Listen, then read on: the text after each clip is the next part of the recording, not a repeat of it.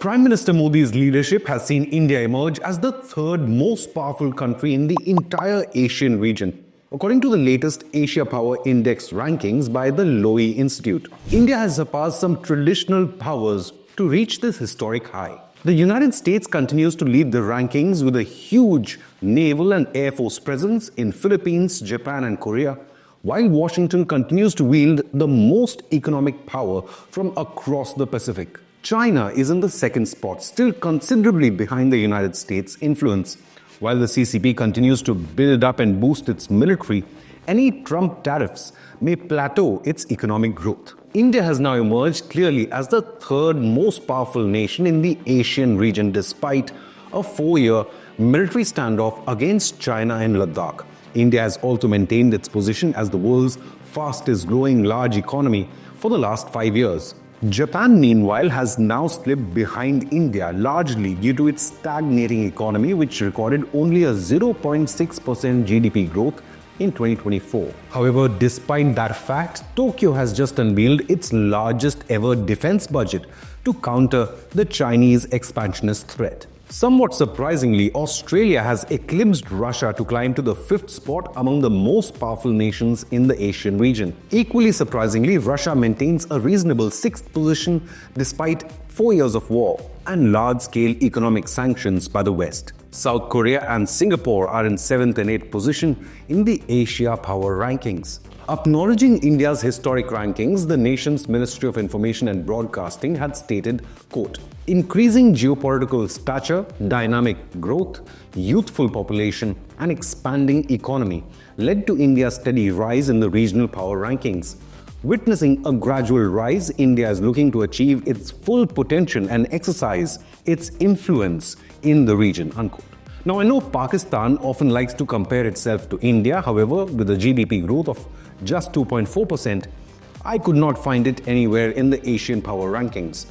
Even The Economist's Country of the Year for 2024, Bangladesh, is missing from the list, with reports of its economy tanking after Sheikh Hasina's ouster.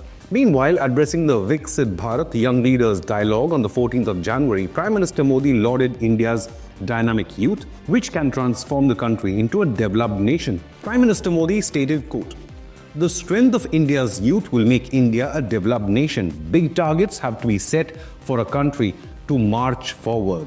This is what today's India is doing," unquote. Now, the Asia Power Rankings has been derived from 131 indicators, offering a comprehensive view of how nations translate resources into global influence. Unlike the aging populations in the United States as well as China, India's dynamic and youthful population is a huge driving force behind its steady rise. India's labor force expansion has seen it score 8.2 points in the future resources category. Prime Minister Modi's flagship Make in India initiative also helped boost the country's exports, which reached an all-time high of $778 billion in 2023-24. In the last 10 years, the share of FDI inflows has also increased by 119%. India is adopting a balanced relationship with United States and Russia as well as China, which allowed New Delhi to enhance its economic and geopolitical standings. India ranked 6th in terms of diplomatic dialogues, which is lower than its overall ranking of 3rd. The weakening of bipolarity has enabled partnerships like the Quad to thrive, while supporting the US-led drive for a free and open Indo-Pacific. At the same time, engagements with BRICS and SCO has allowed India to emerge as a leading voice in the global south. Foreign Ministry elaborated further, stating, quote, "India is beginning to flex its geopolitical muscles beyond its immediate neighborhood," unquote. Beyond its economic rise, India is in the process of revamping its defense ecosystem. From importing nearly 70% of its military hardware, today India is self-manufacturing nearly 65% of its military equipment. This has also led to a further boost in exports of advanced weapon systems. Philippines has bought 4 batteries of the BrahMos missiles and is planning more. Indonesia and Vietnam are next in line. Armenia has emerged as the biggest buyer of Indian defense equipment along with United States and France. Armenia has already bought Indian Pinaka rocket system, Akash air defense, Swathi weapon locating radars, Zen anti-drone systems, and will soon get ATAGS artillery guns, and Pralay quasi-ballistic missiles from India. India's progress in tech, including IT, space exploration, renewable energy, and initiatives like Digital India, has cemented its position as a global leader in this sphere. As per Global Payments Hub, PaySecure, India's UPI is the world's largest digital payment platform. In 2024, UPI witnessed 172 billion transactions valued at 247 trillion rupees.